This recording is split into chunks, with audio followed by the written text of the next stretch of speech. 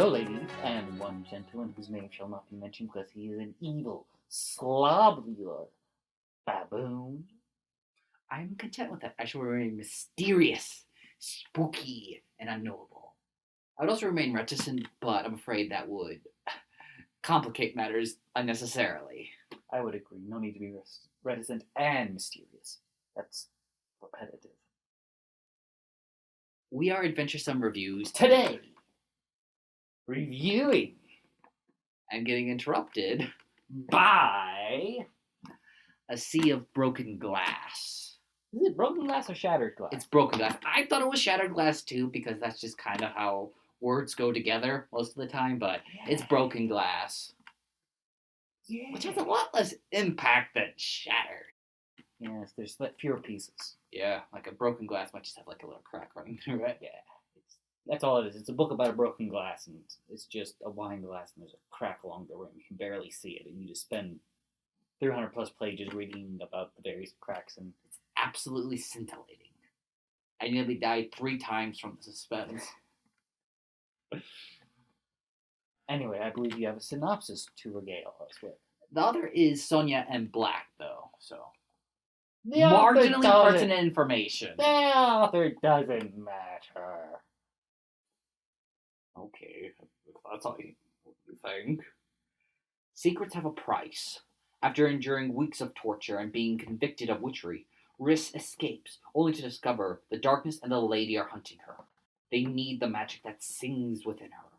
Creator of all, the imprisoned lady needs Riss, her last vessel to find the heart of creation. The darkness seeks to corrupt the vessel and retain his hold on the lady, and with it the world. Riss finds help from a pair of paladins of light who aid her in cleansing the evil taint from the lands. As her power grows, so do her questions. How can she restore balance to the world and free the lady? Should the lady be trusted, or is she as much at fault for the evil as the darkness? With powerful demons, war, ruin, and plague at her heels, Riss struggles to stay alive as she strives to unravel the secrets hidden within her before it's too late. Secrets they may cost Riss her soul, even if she does succeed. So, a very high-fluting story, yeah. Yeah, much flutes. Little cello, a lot of trombones. I was going to say baboons, but there's no baboons in the story, and that's a horrible tragedy. However, if the magic system used baboons playing instruments as the designator, the book would be absolutely fantastic! Yes. In case you didn't pick up on that, the magic system of the book has this designator of whenever it is activated or a spell is cast, you can hear music floating in the air, all spooky, ghostly and such. Yes, yeah. It's based on the 4 Western elements, or magical elements, because there's a bunch of other elements besides those. You have earth, water, fire, and wind/air, and then each of those elements / the caster has a designated musical instrument, and when they use their magic, the instruments rise and sing, and it's initially a very enjoyable concept. But it fell a little bit flat for me as the story went on because it never went anywhere. It's just, I did magic, trombones! It got to be very repetitive. And especially because of how much potential, like, the concept have for when the magic starts mixing. That would obviously require some knowledge of music, but it was still just, there was a lot of potential there that I felt wasn't realized. Yep. Another element that I felt I was tragically underwhelmed by. Let's not go straight into negatives. What's something you like about the story?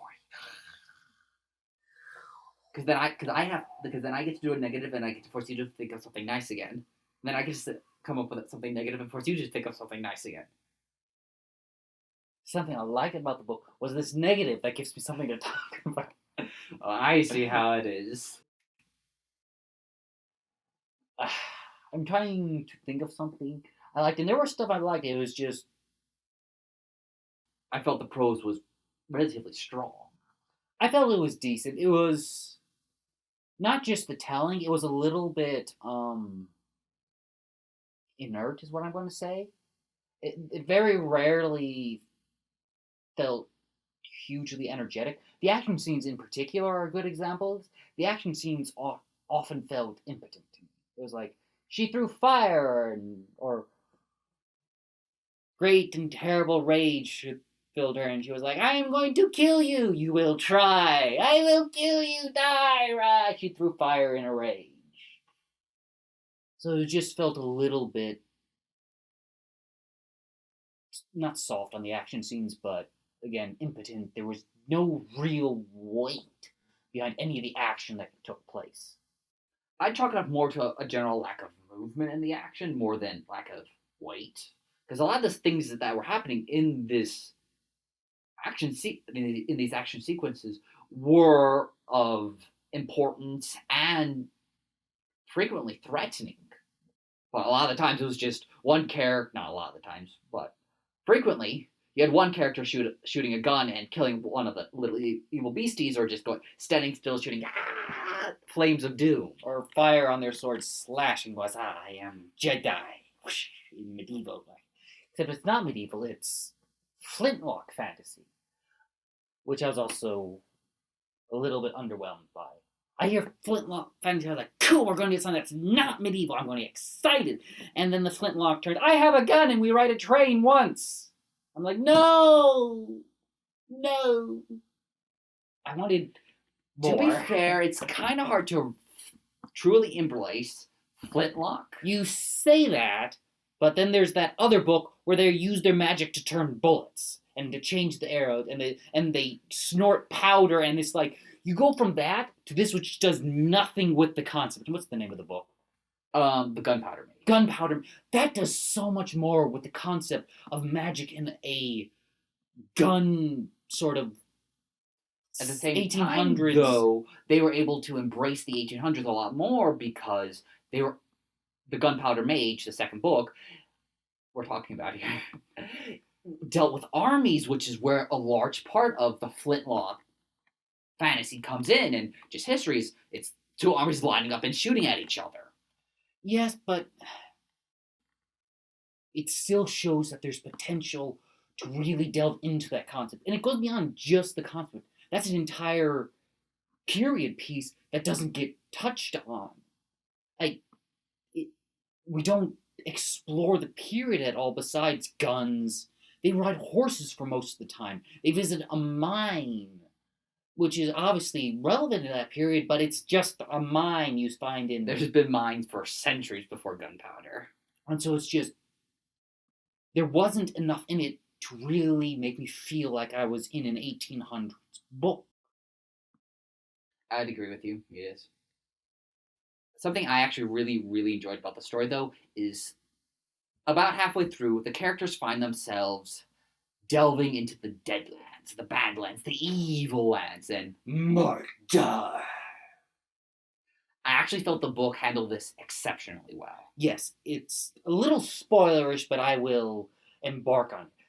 The Badlands are cursed-ish, which puts out the wrong idea, because what they're cursed with is sort of madness, and so these characters spend half of the book slowly degrading insanity as they travel through this, and it works.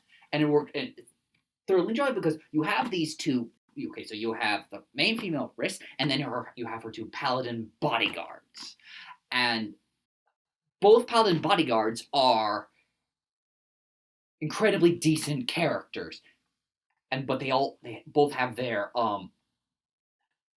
demons or their demons to bear, and as a result, they both react differently to the Badlands insanity. One becomes incredibly jealous.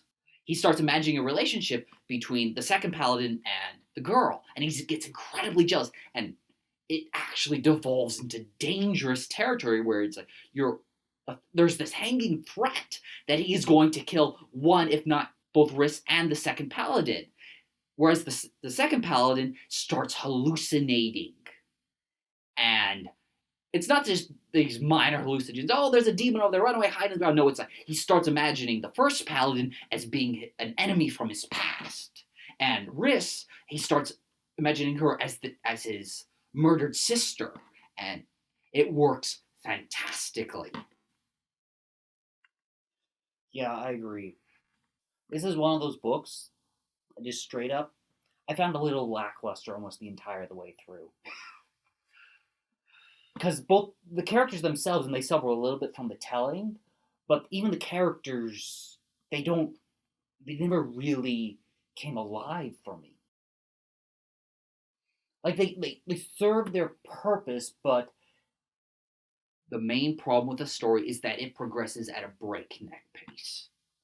Within the first 2 chapters, the main character, you learn something important that is in itself a plot point that should have been sat on, right? That plot point gets resolved, and she defeats one of the primary antagonists for the story, one of the big boogeymen that are chasing her, all in the first 3 chapters. And this boogeyman is given no build-up, it doesn't even enter the story.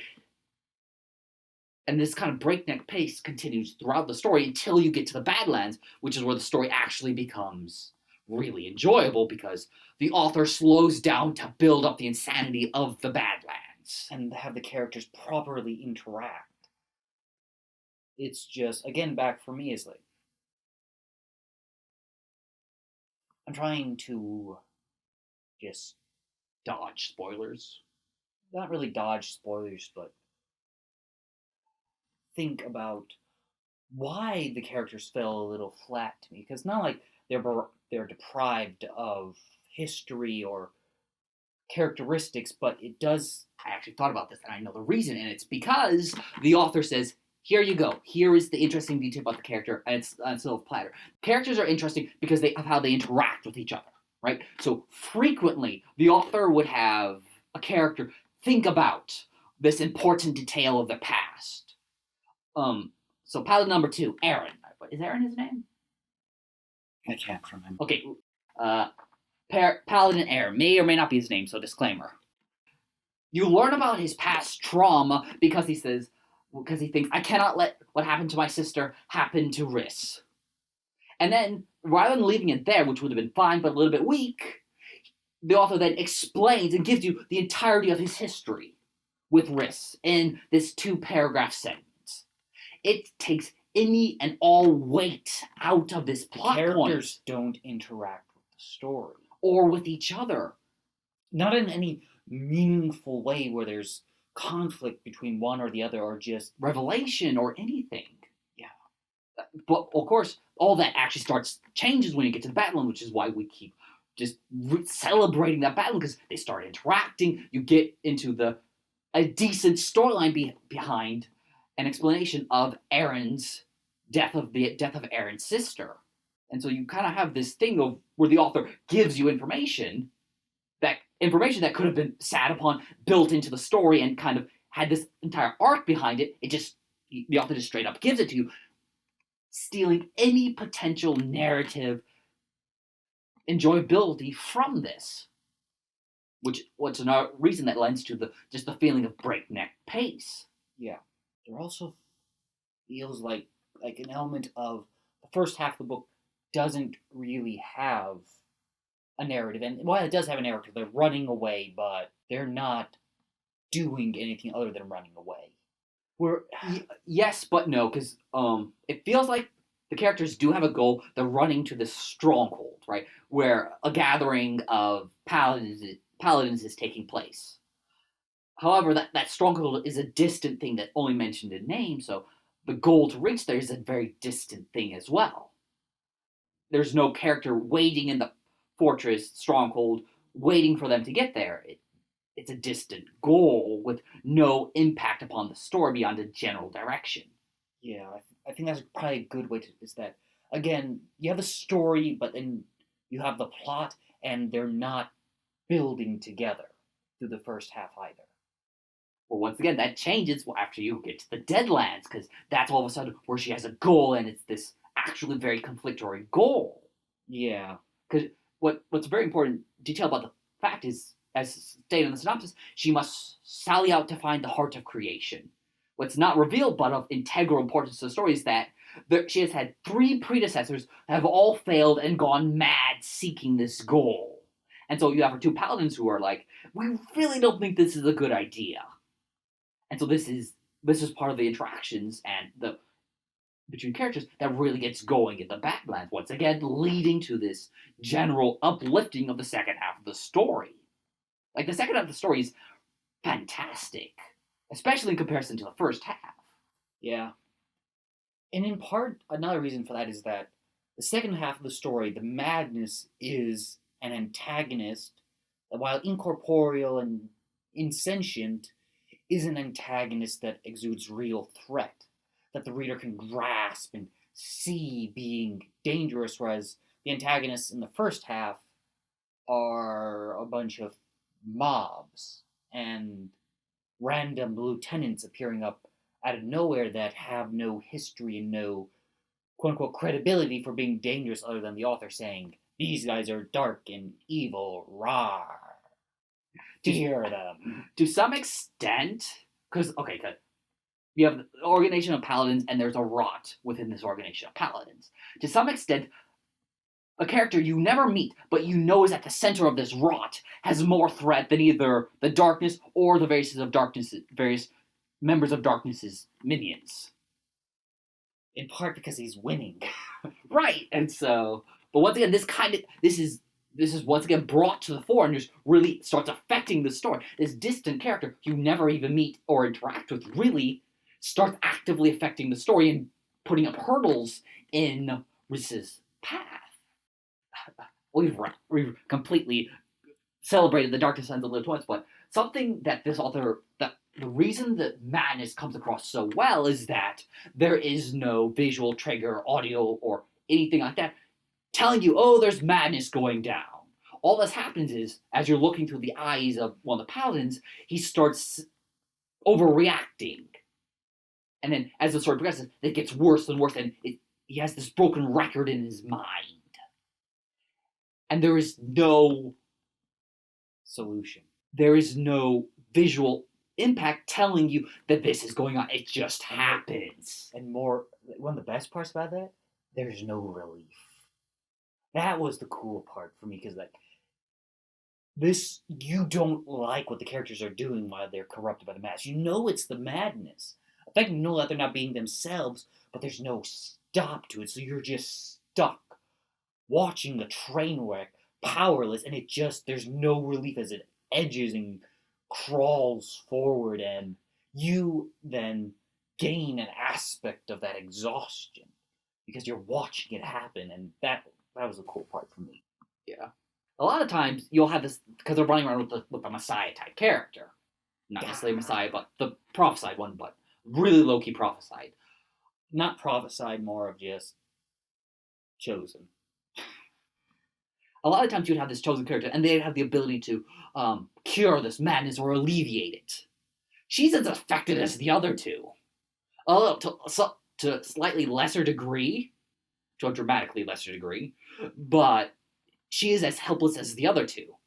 And the Badlands in itself makes the book worth reading. And that's a sizable portion of the story. Mm-hmm. You have anything else to say? Because I'm pretty much tapped. I think tomorrow I'll come up with another one or two things, but for right now, I think we properly beat the Deadlands to death and eviscerated the book in other ways, which I'm feeling very guilty about, because I feel like the book is better than we've painted it out to be.